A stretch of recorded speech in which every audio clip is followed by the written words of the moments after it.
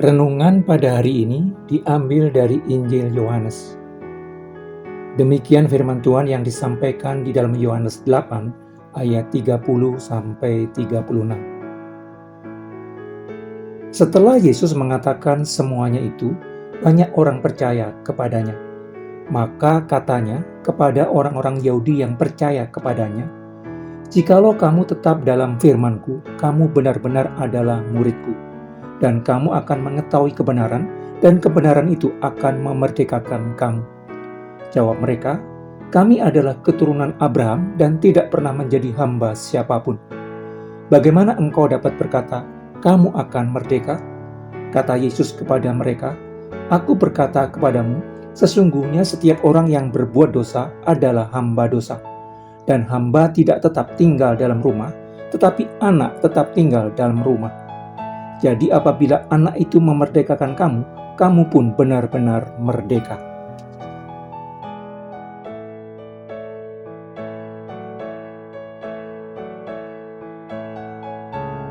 Manusia diciptakan Tuhan segambar dan serupa dengan Tuhan. Berbeda dengan ciptaan Tuhan lainnya, manusia adalah pribadi. Sebagai pribadi, manusia memiliki kebebasan, walaupun bukan kebebasan absolut, tetapi relatif, yang akan memampukannya membuat keputusan, menentukan tujuan, dan menetapkan pilihan. Manusia bukanlah benda mati yang keberadaannya ditentukan sepenuhnya oleh kekuatan di luar dirinya.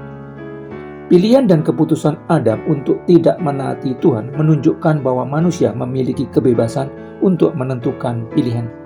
Kejatuhan Adam ke dalam dosa menyebabkan seluruh manusia kehilangan kemuliaan Tuhan dan selalu berada di dalam kuasa dosa. Dosa bukan hanya pelanggaran hukum Allah, tetapi juga hasrat untuk menentang Allah, hasrat kuat untuk melawan Allah, dorongan kuat untuk selalu menentang dan menantang Allah. Akar dari dosa adalah ketidakpercayaan kepada Tuhan. Ketika Tuhan mengatakan, "Semua pohon dalam taman ini boleh kau makan buahnya dengan bebas, tetapi pohon pengetahuan tentang yang baik dan yang jahat itu, janganlah kau makan buahnya, sebab pada hari engkau memakannya, pastilah engkau mati." Adam dan Hawa tidak mempercayai perkataan Tuhan, maka mereka memakan buah terlarang tersebut. Manusia lalu jatuh ke dalam dosa.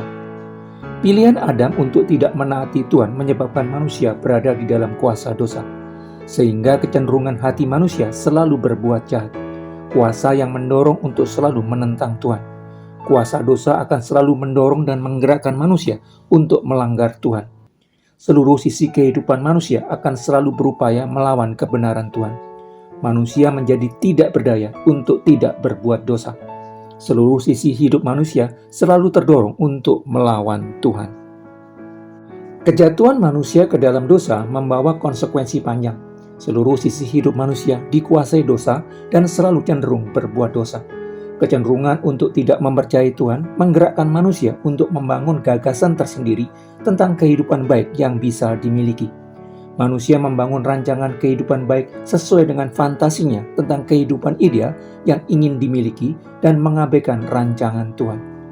Ketika Tuhan berkata, "Jangan bersusah payah untuk menjadi kaya, tinggalkan niatmu ini," manusia tidak mempercayai Tuhan, mengabaikannya, dan tetap membangun ambisi untuk menjadi kaya.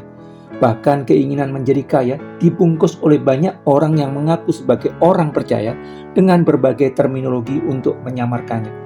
Berkat Tuhan. Ketika Yesus Kristus menyatakan dengan jelas bahwa manusia tidak bisa mengabdi kepadanya sekaligus kepada Mamon, manusia tidak mempercayai pribadi kedua dari Allah Tritunggal, mengabaikannya, dan tetap menjalani hidup yang dipandu hasrat menjadi kaya yang diperhalus menjadi pola hidup seimbang dengan mengintegrasikan Allah dan Mamon, berusaha menjadi kaya sekaligus ingin mendapatkan garansi masuk surga ketika kematian tiba. Ketika Yesus Kristus menyatakan dengan jelas bahwa manusia tidak perlu mengkhawatirkan kebutuhan hidupnya, manusia tidak mempercayai pribadi kedua dari Allah Tritunggal, mengabaikannya, dan tetap berusaha mengumpulkan harta benda sebanyak mungkin sebagai jaminan keberlangsungan hidupnya dalam jangka panjang untuk menutupi kekhawatirannya. Ketika Yesus Kristus menyatakan dengan jelas supaya tidak hidup dengan pola hidup bangsa-bangsa yang tidak mengenal Allah, yang hanya memusatkan hidupnya kepada kebutuhan jasmani, manusia tidak mempercayai pribadi kedua dari Allah Tritunggal, dan malah mati-matian membaktikan hidupnya untuk memenuhi kebutuhan jasmaninya. Implikasi dari dosa yang menguasai manusia menyebabkan berbagai gagasan yang dihasilkan manusia juga hanya gagasan hidup untuk terlepas dari Allah. Berbagai gagasan hidup yang dihasilkan manusia hanya untuk membawa dirinya menjauh dari Allah.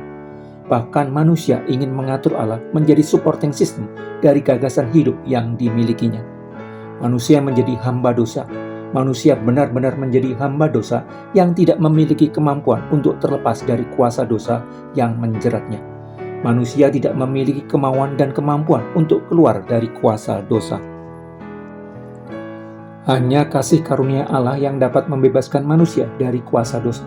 Tanpa uluran tangan kasih Allah kepada umat manusia, mustahil bagi umat manusia untuk terbebas dari kuasa dosa.